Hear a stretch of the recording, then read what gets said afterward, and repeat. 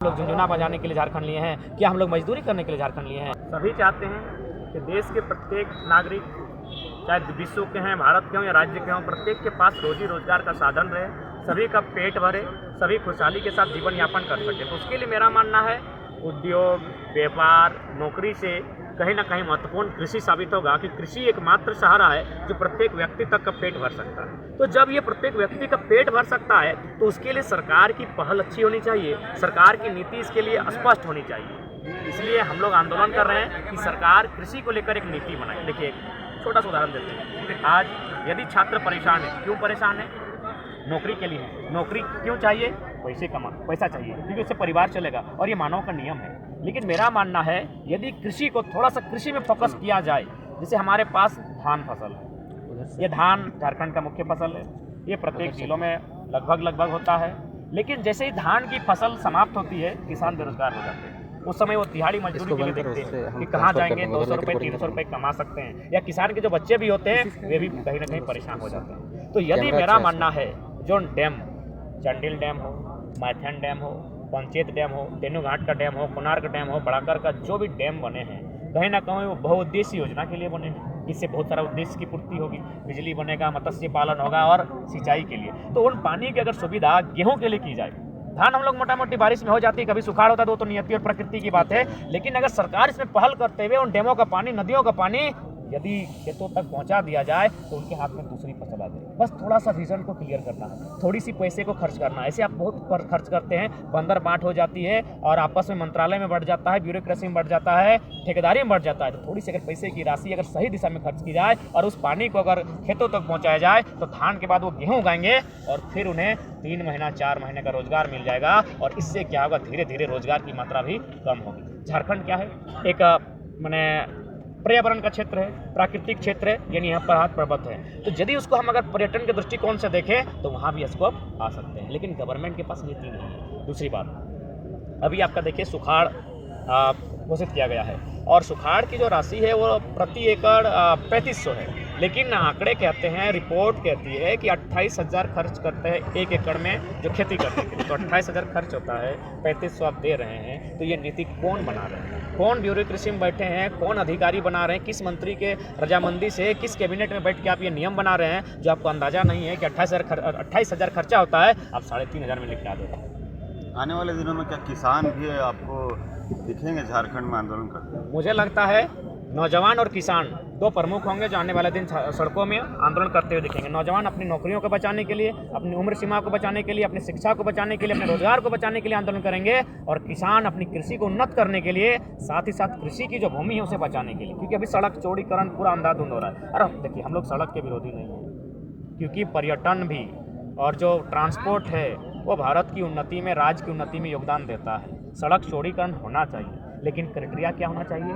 जो सड़क तो हवा में नहीं बनेगी, सड़क तो पिलर पे आप नहीं ले जाएंगे, ज़मीन चाहिए नीचे। तो ज़मीन जिनकी ली जाएगी उन्हें उचित मुआवजा मिले, उन किसानों को एक अच्छी राशि मिले। लेकिन 8,000 रुपये प्रति एकड़ जिस ज़मीन पर मैंने वो अपना परिवार का भरण पोषण करता है, जो सदियों से कर रहा है और सदियों तक करेगा, उसे आप इस तरह कोड़ी के भाव ले लेंगे तो ऐसे में प्रश्न खड़ा होगा और ऐसे में आंदोलन का विषय बनता है। क्या आह्वान कर रहे हैं किसानों को? आह्वान यही कर रहे हैं कि सबसे पहले किसान चूँकि सरल लोग, खेत खलिहान में जीव जंतुओं के साथ परिवार के लिए अन्न उगाकर भरण पोषण करने वाले लोग हैं। ये सरल लोग हैं, ये दुनिया से बहुत दूर। विधानसभा में इनके लिए मौत का फरमान आता है, इन्हें पता भी नहीं चलता है। बीडीओ और सीओ मिलकर किस प्रकार इसकी ज़मीनों को छेड़छाड़ कर रहे हैं, इसे पता भी नहीं है। कलेक्टर किस प्रकार इनकी ज़मीनों के साथ व्यवहार कर रहा है, ये भोला भाला इंसान, ये किसान नहीं जानता है। इसीलिए किसान को जानना होगा, उसे अपने एक हाथ में कुदाल, एक हाथ में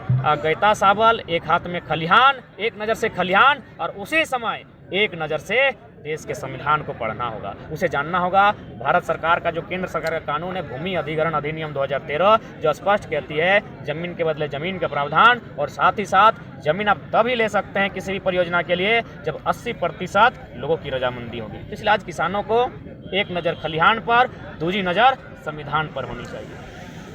नियोजन नीति रद्द हुई है, सरकार से वार्ता भी हुई छात्रों को। 26 जनवरी तक का समय दिया गया है नियोजन नीति बनाने का और अगले 3 महीने में उस पर अमली जामा पहनाया जाएगा। कितना भरोसा है जयराम महतो को इस पर? देखिए, जो सरकार की अभी तक मनोदशा रही है, सरकार की जो कार्यशैली रही है, उस पर विश्वास तो 100% नहीं कह सकते हैं, लेकिन चूंकि लोकतांत्रिक व्यवस्था है, विश्वास पे उम्मीद पे दुनिया कायम है, तो हम लोग भी थोड़ा उम्मीद कर सकते हैं। जब उम्मीद के अनुरूप नहीं उतरेंगे तो बहुत बृहद आंदोलन होगा और राजधानी से लेकर ऊपर राजधानी तक चक्का जाम होगा।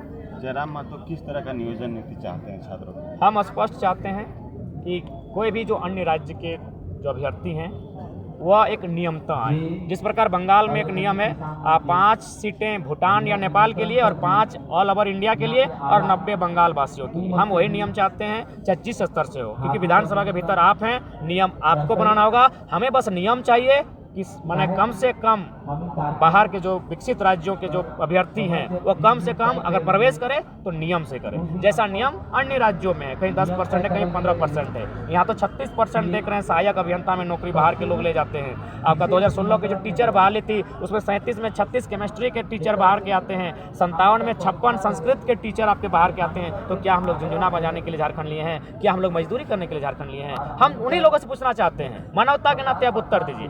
लोग यदि अपना अपना हिस्सा खाए उसे प्रकृति कहते हैं, अपना हिस्सा कोई बांट दे उसे संस्कृति कहते हैं, और कोई किसी के हिस्से को छीन के खाए उसे विकृति कहते हैं। यहाँ झारखंड में विकृति होता है, बाहर के जो अभ्यर्थी हैं वो हमारे हिस्से को छीन कर खा रहे हैं। हम चाहते हैं उसे प्रतिबंधित किया जा रही, हम नहीं, भारत देश के पूर्व CJI chief justice of India M Hidayatullah ने स्पष्ट कहा है कि राज्य चाहे तो अपनी शक्तियों का प्रयोग करते हुए भारतीय संविधान 309 राज्य सूची का प्रयोग करते हुए अन्य राज्यों, विकसित राज्यों के अभ्यर्थी को अपने राज्यों में बहाल होने से रोकने के लिए, बैरियर लगाने के लिए वो कानून बना सकता है। और ये देश के प्रथम राष्ट्रपति डॉक्टर राजेंद्र प्रसाद भी कहते थे, 1937 में उन्होंने कहा था कि राज्य में राज्यवासी को तभी उसका आभास होगा जब उसके लिए प्रावधान होगा। इसलिए हम भी वही चाहते हैं। 3 सालों में सरकार ने मात्र 376 नौकरियां दी हैं, इस पर क्या कहें? इस पर यही कहेंगे उदासीन राजनीति। ये राजनीति को लेकर सीरियस नहीं है, गंभीर नहीं है, इनके पास दूरगामी सोच नहीं है, उसी का ये परिणाम है। अतः इसका फैसला झारखंड राज्य के युवा, नौजवान और किसान करेंगे कि ये राज्य को किस दिशा में लेकर जाना चाहिए। सवाल है कि छात्रों को क्या आह्वान करेंगे नियोजन नीति को लेकर? छात्रों को आह्वान करेंगे जो अल्टीमेट दिया गया है उसे देख लें, क्योंकि हमने जब 22 साल से झेला है, इतने दिनों से संघर्ष किया है, तो कुछ दिन देख लेते हैं, और नहीं तो फिर जब जब छात्र बोला है राज सिंहासन डोला है।